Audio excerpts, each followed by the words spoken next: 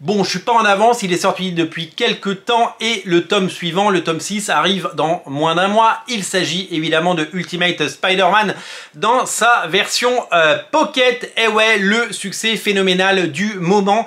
Il semble que ce format Pocket, avec évidemment tout ce qu'on a vu déjà chez Nomad et tout ce qui arrive et tout ce qui est sorti chez Panini et tout ce qui va nous arriver en 2025, eh bien le succès est au rendez-vous. Un nouveau segment de marché est né et ça répond à une demande de bas prix, une demande de rendre les comics démocratiques, hein, tout simplement, les rendre accessibles et puis surtout faire en sorte que les gens qui souhaitent juste découvrir des séries ou qui souhaitent compléter des collections et qui de toute façon n'auraient jamais acheté d'omnibus et qui n'auraient jamais acheté des bouquins à 32 balles, eh bien puissent avoir accès enfin aux comics. Le succès, il est là, on va en parler.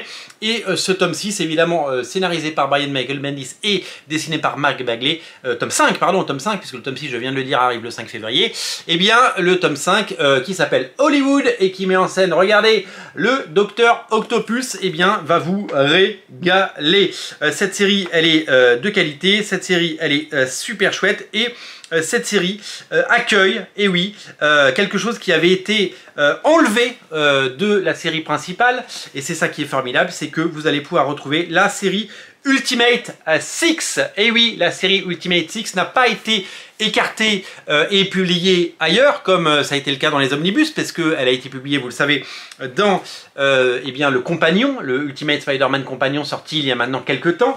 Là, dans cette collection, vous l'avez, vous avez le preview, les quelques pages preview de Joe Quesada, vous avez ensuite les pages de Trevor Erskine, et donc comme cette mini-série Ultimate 6 qui faisait 7 numéros, elle devait faire 6 numéros mais finalement elle en a fait 7, elle a été réintroduite parce qu'en fait elle est dans la continuité, c'est-à-dire que bon, elle est sortie en marge, hein, elle n'a pas remplacé pendant 7 mois la série Ultimate Spider-Man, mais en fait c'est comme c'est le même scénariste et que ce sont les Ultimate 6, hein, ce sont donc c'est les méchants qui se réunissent pour taper sur Spider-Man, hein, les Sinister Six. Et bien sachez que c'est dans la continuité, donc ça aurait dû être dans l'omnibus, ça n'y était pas, là ça a été réhabilité. Donc en fait quand on dit qu'il y a 166 numéros d'Ultimate Spider-Man, oui, la série régulière fait 160 numéros, mais il y a les 7 numéros de la série Ultimate 6 et il y a les annuals qui font partie de la continuité. Donc en fait il y a bien plus de 160 numéros, comme vous pouvez l'imaginer. J'ai dit 166 tout à l'heure, je sais pas pourquoi. Voilà, donc dans ce volume, vous allez donc retrouver, parce que je vais vous la faire simple, parce que je dis les choses dans le désordre, vous allez retrouver Ultimate Spider-Man 46 à 54, 46, 54 et 59, et vous allez retrouver également Ultimate 6 1 à 7, donc vous allez avoir tous les épisodes pour lire dans l'ordre, voilà, tout simplement, et ça c'est quand même hyper agréable. Je vous l'ai dit, c'est un formidable succès qui va tout changer. Ultimate Spider-Man cartonne. Le premier tome a déjà eu droit à un deuxième tirage. Plus de 15 000 exemplaires ont été vendus en France, c'est taré. En sachant qu'il y avait déjà eu 10 000 omnibus, en sachant qu'il y avait eu déjà des milliers de deluxe, en sachant que c'était déjà sorti en kiosque.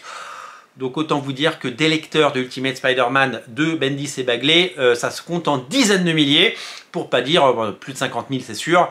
Donc c'est vraiment fou de se dire que cette série qui a plus de 20 ans a rencontré sur la durée un large public, et on s'en félicite.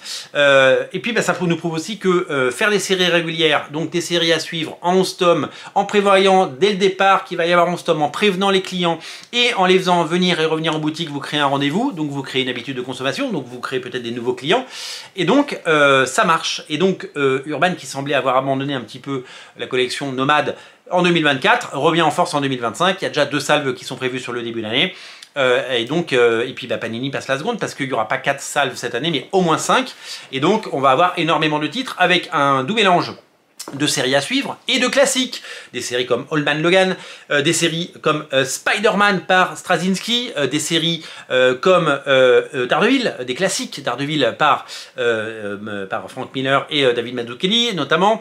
On va avoir tout ça, on va avoir toutes ces séries dans ce format, et ça va permettre à des nouvelles générations de lecteurs de se faire plaisir, parce que ces collections ne marchent et sont viables économiquement que si eh bien les éditeurs en vendent beaucoup. Si vous en vendez 5000, eh ben, non seulement c'est pas beaucoup parce que le seuil de rentabilité quand on vend des bouquins à 10 balles ou autour de 10 balles, eh ben, c'est compliqué parce qu'il faut en vendre beaucoup pour gagner de l'argent. Et c'est surtout que le risque, c'est que vous empêchiez les autres collections d'exister.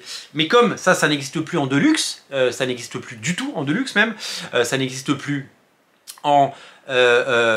qu'en omnibus ou dans la collection Hachette, qui est une collection parallèle par un autre éditeur, c'est sous licence, et bien là, en fait, ça ne grignote pas les parts de marché d'un bouquin existant et donc ça n'a pas fait chuter les ventes d'une autre collection qui serait équivalente mais à un prix plus cher. Non, puisqu'il y a toujours des gens qui continuent à acheter des omnibus, qui continuent à se vendre à des centaines d'exemplaires, j'ai eu l'info, et ça continue à très bien marcher puisque le succès est grandissant. Donc félicitations, réjouissons-nous que ces collections rencontrent un large public parce que le comics, eh bien, a tout pour être un art populaire, a tous les atouts pour être quelque chose de cool, et surtout quand c'est bien pensé, bien ficelé et bien imaginé comme eh bien, ces bouquins, eh bien, c'est réjouissant de voir que eh bien, ça existe et qu'il y a vraiment des choses étonnantes voilà, c'est tout simplement des bouquins à découvrir et super chouette parce que c'est les meilleures séries.